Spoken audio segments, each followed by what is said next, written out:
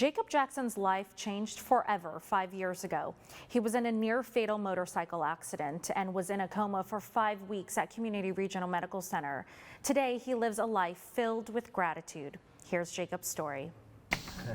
How are you, man? Yeah, good. Good to see you here. Jacob Jackson returns to say thank you to registered nurse Corey Benink every year. It's a lot, huh? Yeah. Thank you. Oh, yeah, no. Our pleasure. It's still an incredibly emotional reunion for Jacob to see one of his caregivers 5 years after his traumatic motorcycle crash. That was the best day.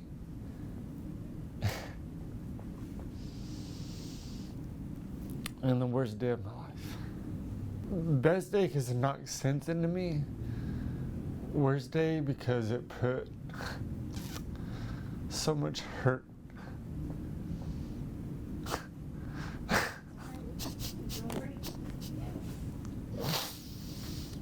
on those people. Jacob says he was leaving a friend's house on his motorcycle. He drove off without his helmet because he says he was just making a quick trip to the store. When I was riding back, I wrecked.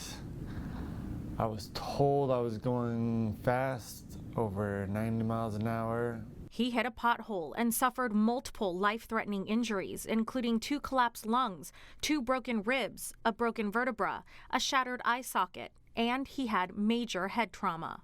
Shouldn't be alive, and I am for some reason.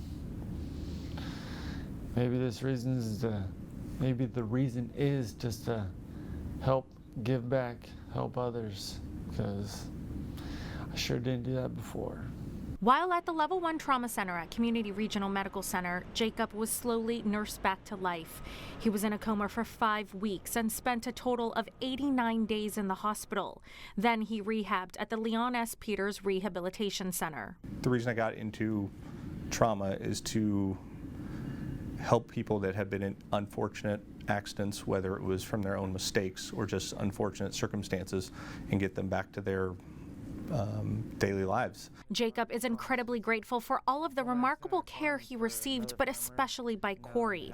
Corey is now a clinical nurse educator. He says Jacob couldn't walk, and it was not an easy recovery process. What steps can we make to give him the best chance for success and to get out of the hospital and back to his family?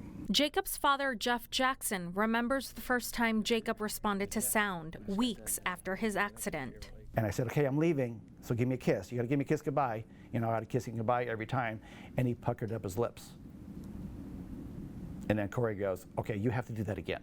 So he could actually see it, so, and he did. He puckered up his lips, so. You know, I think the most significant thing is right before he left the ICU, and he went from sort of this blank stare of not recognizing anybody to starting to follow commands and recognize family. It was in the Leon S. Peters Rehabilitation Center where Jacob learned to walk, talk, process his thoughts, and be independent again. He's able to work, he's able to drive, he's able to care for himself, you know, and I think most people, you don't realize, you know, we take it for granted what we do, you know, and then you see what he's gone through. Now with his second chance at life, Jacob says he wouldn't be living and thriving today without the support from his parents and Corey.